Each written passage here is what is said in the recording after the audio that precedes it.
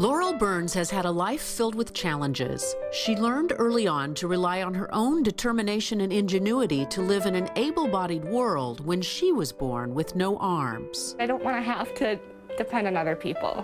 I've never really been one to say, hey, can you help me out over here? Like, I usually do that as a last resort. At the age of 8, she was put into foster care, and a year or so later, she moved again to live with her father and stepmother. That was a very sensitive time, and that's, a big deal to take on another child, and they had their own. She was only 3, and so that was it was a blessing. It became home, the place she found strength and support. I mean, I was, different than a lot of people, and so I wasn't I didn't fit in, but I did always happen to have friends.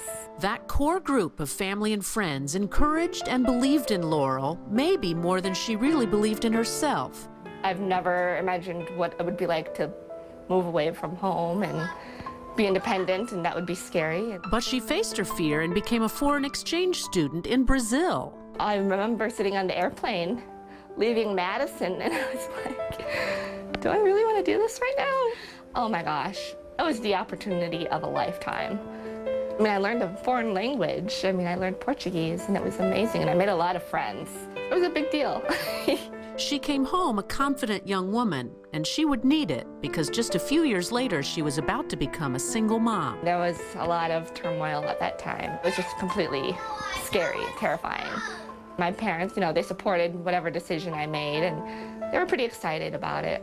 And so Laurel moved back home and had the baby, in spite of her own fear and others' skepticism. A lot of people asked, how are you going to do this? What are you going to do if this happens? How are you going to do that? And honestly, I didn't have any of the answers. The more I was hearing stuff like that, the more I was like, what do you mean I can't do it? I mean, I didn't know if I could, but I knew that I knew that I could. I just didn't know how.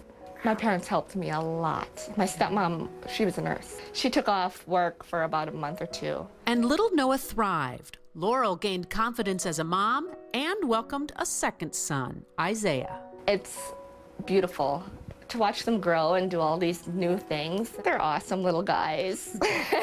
When the boys were 2 and 4, Laurel was ready to set out on her own, taking on single motherhood in spite of the odds stacked against her. She's enrolled in college, saving where she can, and dreaming of one day owning her own home with accessible appliances and conveniences for herself, and a playset for the boys. It's hard. It's really, really penny pinching.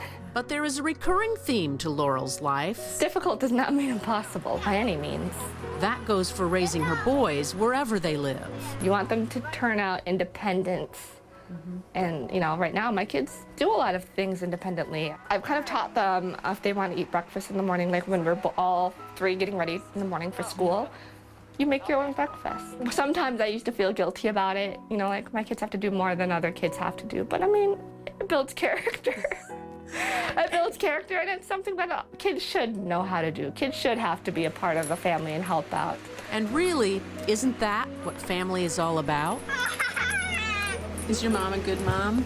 Yeah, she's the best. Because she's special.